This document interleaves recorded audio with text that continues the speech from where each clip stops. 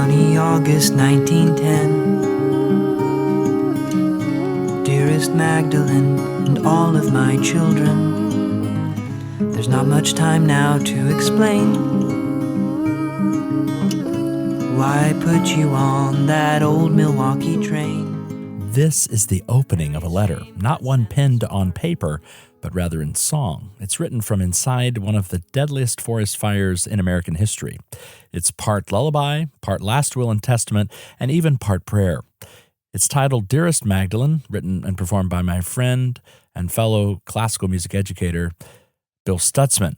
And today on the Friday Five, I wanted to share 3 reasons with you why you need to go check out this song for yourself.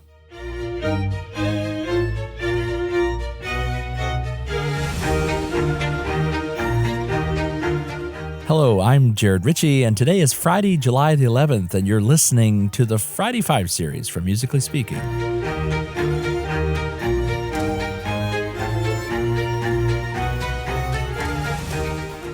Each week, we take 5 minutes to explore music worth hearing, whether it's timeless or newly discovered.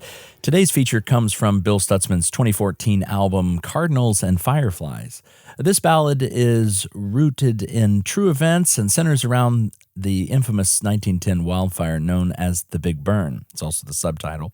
And as I mentioned in the lead-in, the title is Dearest Magdalene, and I wanted to give you 3 reasons why I think it's worth your time.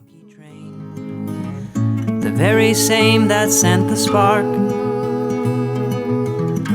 caused the flame that burns my heart. And reason number 1 would be the story in this song. It reminds me a bit of Randy Newman's style of writing. The lyrics read like a personal letter from a man facing certain death during that infamous Big Burn. He's writing to his wife, Magdalene, and their children after placing them on a train out of danger, what he poetically calls Railroad's Ark.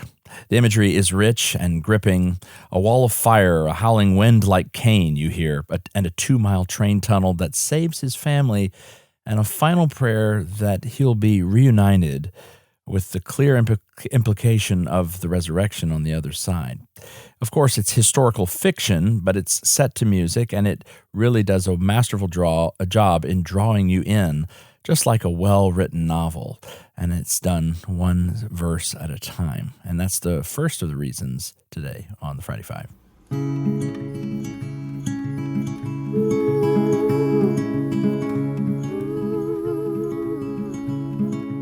And reason number 2 is the haunting harmonies. As Bill sings, his wife Charisse layers in background vocals that aren't just decorative, they really seemingly ache and they haunt you. It's really what drew me into the piece when I first heard it. Her harmonies feel distant, like a memory or even a ghost, and that seems to fit the storyline quite perfectly. The sense of separation between husband and wife is made audible through her voice. It's subtle but powerful. In fact, what Bill describes in the lyrics as the howling wind is something you actually hear in Charisse's backing vocals. It's really quite masterfully done, and I think it really just endears you to the piece on the whole. Someday, and you won't have to leave, and I won't have to stay. Well, reason 3 is that James Taylor sound, you could say. There's a plain-spoken beauty in Bill's voice. It's soft, warm, unpretentious. You could say it's even friendly. It reminds me a lot of James Taylor and even a touch of Phil Keaggy, and I've told Bill this in person. It's less a performance and more a story being told, and that, I think, makes the emotional weight of the lyrics land even more deeply. That's what I really love about this track. So here's your assignment this week. Go and check out Dearest Magdalene from the album Cardinals and Fireflies. I'll leave a link to it in the show notes. And hear it straight through, of course, without my commentary, and let that story unfold. You could say, let the lyrics burn into your memory. And of course, it's a beautiful, hauntingly striking song. Well, as always, it's a pleasure to be with you each week. And Lord willing, I'll be back at the same time next Friday. Thank you for listening to the Friday Five. We'll see you next time. Take care.